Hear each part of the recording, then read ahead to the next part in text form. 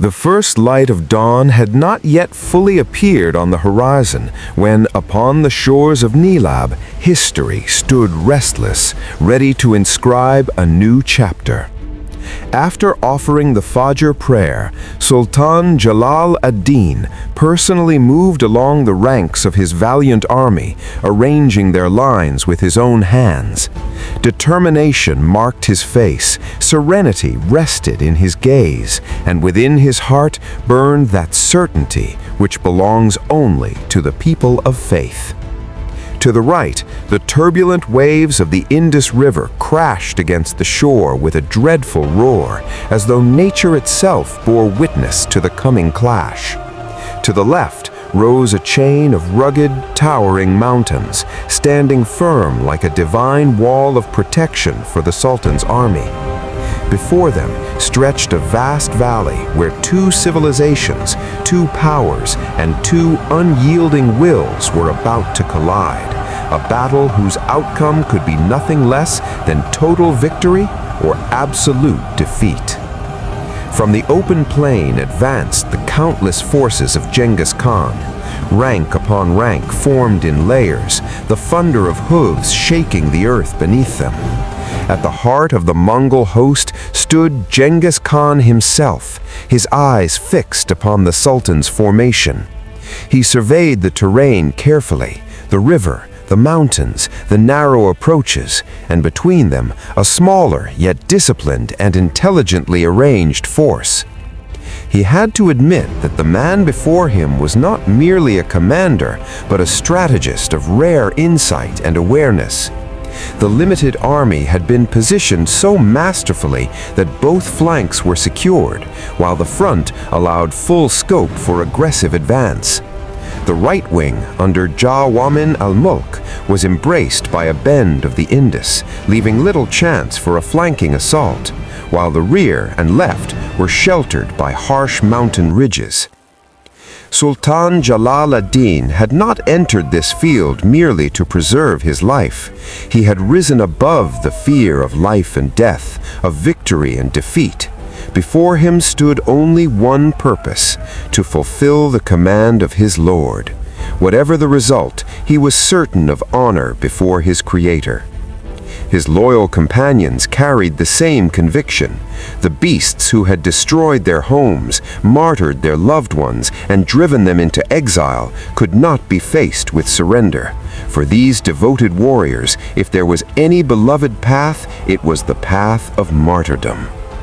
Waves of fervor surged through the ranks of the Mujahideen. Here a preacher recited verses of struggle. There traditions of the Prophet stirred hearts with warmth and resolve. Cries of Allahu Akbar split the air, and battle chants echoed across the valley. Every face bore witness that this was not merely a battle for land, it was a battle for faith. The Mongol forces held numerical superiority, and in defeat they still had avenues of retreat. But for the Sultan's army, this confrontation marked the final boundary between life and death. If they did not prevail, there would be no path backward, only death awaited them. Yet it was here that the Sultan's courage and brilliance shone brightest. He transformed necessity into strength. When the possibility of retreat remained, he chose to eliminate it entirely. An order was given. All boats along the shore were to be burned. Flames rose high, the crackling of timber merging with the roar of the Indus. No whisper of escape remained in any heart. Now before them stood only one path: victory or martyrdom. As soon as the sun rose above the horizon, the first strike fell upon the drums of war, and the air of Nilab trembled with the thunderous echo of Allahu Akbar. The Khwarazmian soldiers advanced, staring death in the eye, relying wholly upon their trust in Allah. The cry of takbir rose high, and a blood-soaked chapter began to carve itself into the chest of history. The Tatar army charged in waves, like enraged elephants crashing forward in massive formations. They assumed that this handful of Muslims would be crushed within moments. But when the clash came, the scene had changed. The Mujahideen stood with such steadfastness that it revived memories of the earliest generations, the same resolve, the same conviction, the same fearlessness. The Tatars rallied beneath the banners of their commanders and launched repeated assaults, yet each time they encountered a force standing firm like unyielding rock. Sultan Jalal ad-Din moved across the battlefield like a lion, at one moment straightening the ranks, at another personally unsheathing his sword and plunging into the enemy. On either side of him, devoted warriors tore through Tatar lines. Turk and Afghan soldiers competed with one another in valor, displaying such mastery of sword and spear that the battlefield itself seemed to tremble. Blood flowed throughout the day. Steel clashed against steel. Screams and cries of takbir echoed without pause. Yet by nightfall, no final verdict of victory or defeat had been written. At dawn on the second day, the Tatar host advanced again, like starving wolves surging forward with chaotic fury. Their determination had not broken, though the sting of the previous day's resistance lingered in their hearts. On the other side, the Muslims stood fully prepared. At the Sultan's signal, the ranks moved like lightning. A wall of spears rose to the right and left, and the attackers began to falter. Then, with a powerful cry of takbir, the devoted warriors of Islam hurled themselves upon the enemy. The flood of the Tatar army failed to sweep the Muslims away. All of Genghis Khan's preparations for the second day appeared to wither before their eyes. The invaders strained with every ounce of strength to push forward, but the flashing blades and gleaming spears of the Mujahideen cut them down and drove them back. The intensity of the battle reached a point beyond the capacity of words to capture. The earth reddened with blood, the air thick with dust, and everywhere the blinding shimmer of steel. The second day ended without a decisive conclusion, yet one truth had become undeniable.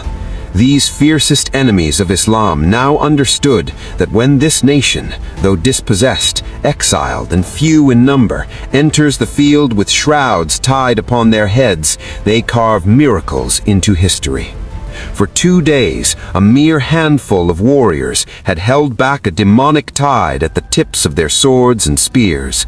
This was not merely military skill, it was the power of faith. Now, all eyes turned toward the coming third dawn, a dawn in which they would stand before the divine court, seeking a victory that could transform the seemingly impossible into reality. In their hearts remained only 2 desires, an honorable life or an honorable martyrdom. The third day, 8th Shawwal, 618 AD, the Wednesday that history inscribed in blood. 24 November, 1221 CE. The sun rose that morning as if with reddened eyes, as though even the heavens knew that this was the day of decision. A strange stillness hung over the air.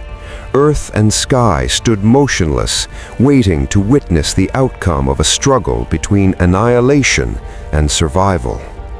On one side stood a nation whose forefathers had trampled Lat and Uzza beneath their feet, rising from the deserts of Arabia, then spreading across the world with the banners of faith, knowledge, and justice. This was the same nation whose sword had for centuries defended oppressed humanity, that gave morality to civilization, direction to knowledge, and greatness to character. And on the other side, a people who had emerged from the harsh expanses of the Gobi Desert, their rise built upon floods of human blood. Ignorance, savagery, and brutality marked their path. The most ruthless conqueror in history stood elevated at the heart of his army. His gaze was filled with hatred and contempt, yet somewhere within, he had come to realize that those standing before him were no easy prey. They were iron that could not be easily broken. That day, further reinforcements had reached the Tatars. Ogedei and Chagatai had arrived with fresh troops. The numerical advantage had now fully shifted in their favor. Their multitude upon the field resembled a surging flood, while the Sultan's army, though few in number, stood firm with steel-like resolve. The fighting of the previous 2 days had inflicted losses on both sides, but the difference was stark. The Tatars showed little concern even at the death of 100 of their men, whereas the Muslims felt deeply the loss of even 10 companions. Meanwhile, encircled by mountains and river, the Sultan's camp suffered from shortages of food, supplies, and basic necessities. Tending to the wounded grew more difficult with each passing day. Every moment weighed heavier upon them. Sultan Jalal ad-Din understood this reality completely. Time was moving against him. If this day did not prove decisive, then tomorrow the last glimmer of hope might be extinguished. The matter had to be settled today. Either a chapter of victory would open in history, or another luminous page of sacrifice would be written. Now all eyes were fixed upon the battlefield. Swords trembled restlessly within their sheaths. Hearts were filled with prayers, and lips echoed with takbir. This was the moment when destiny itself seemed to hold its breath. In the next part, will this handful of mujahideen succeed in halting the bloodthirsty tide, or will history once again surrender another city to fire and blood?